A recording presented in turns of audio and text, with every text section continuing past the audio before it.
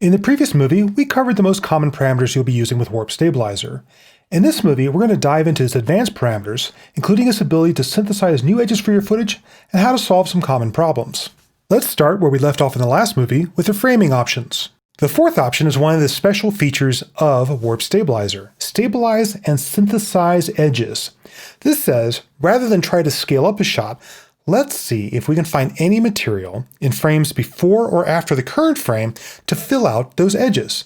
So when I select this option, it needs to stabilize it again as it thinks about it. Auto scale is turned off. It's keeping the shot just at 100%, the original size, and instead it's making up new pixels around the edges based on other information in the shot to keep it filling the frame. This does take a little bit longer to RAM preview, and through some movie magic, let's go ahead and jump ahead to where this preview is done.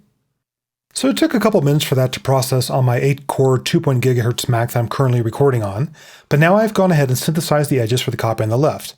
I'm going to actually drag the copy on the right above the copy on the left just to help crop it to give you a better perspective of how things look, and RAM preview.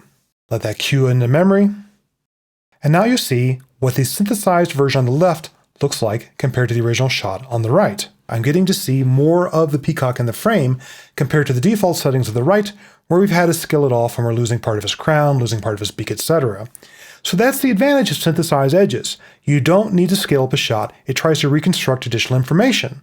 However, if there's not good information, you'll see artifacts appear around the edges. And you're seeing a couple artifacts around the edges right now.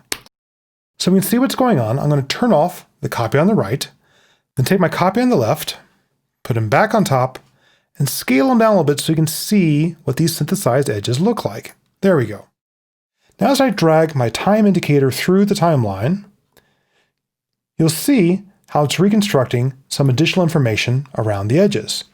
Occasionally, holes appear where it does not have information to fill in one of these corners. If you see these holes appear, one way to solve that is to go underneath the Advanced section, look at the Synthesis Input Range, and increase it. This says look further earlier and later in time to try to fill in those holes. For example, if I increase this to 1 second, it needs to think about it while it stabilizes the shot. It fills in more information around there. If I say it's okay to go ahead and look at 2 seconds earlier and later, enter 2, press enter. Now you see it fills in more information around the edges. So the longer you allow it to search for information, the better job it does at filling in these holes around the corner. However, the longer it also takes to render. Another problem that crops up in some shots is you might notice there's a lack of color down this right edge. Well, that's not a mistake that the Warp Stabilizer made. This was actually an artifact in the original shot. I'll double-click the layer to open it up in its own panel.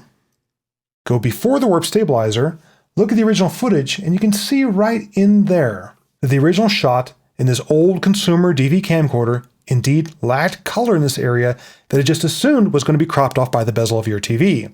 Unfortunately, Warp Stabilizer sees all and extends that information. Well, that's okay.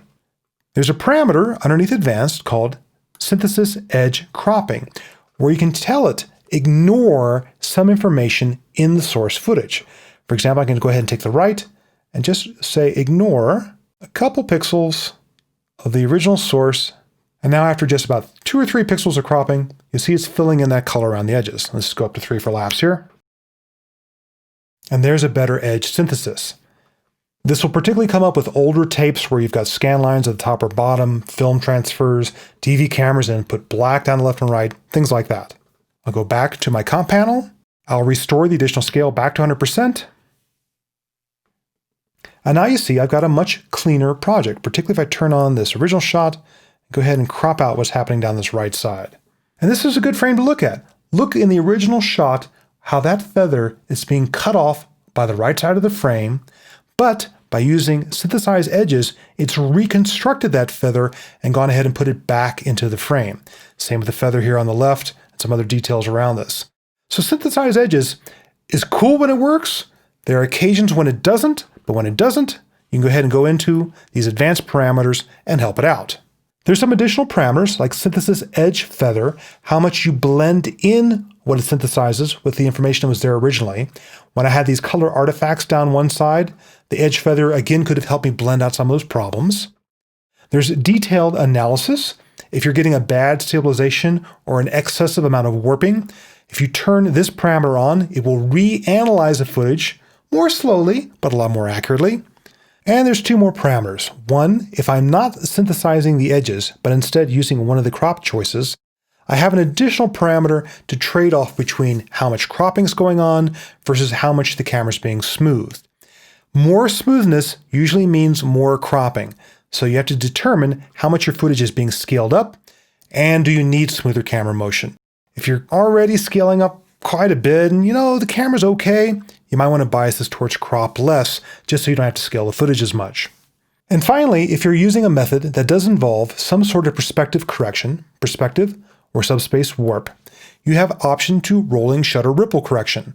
It automatically removes some of rolling shutter jello cam effects you might see in some footage, like those shot with DSLRs, etc. If that's not enough, you do have an additional choice of enhanced reduction to remove more of that perspective warpage that happens in the footage, again at the cost of slightly longer render times. So those are the parameters in Warp Stabilizer. For the amount of power it gives you, it's relatively easy to use. The main trick is changing different methods depending on whether or not you've got warp issues, changing the framing depending on whether or not you want to try to synthesize the edges and scale up less, and diving into advanced if you need to help out the synthesis process. Look at a wider time range, crop some artifacts off the edges.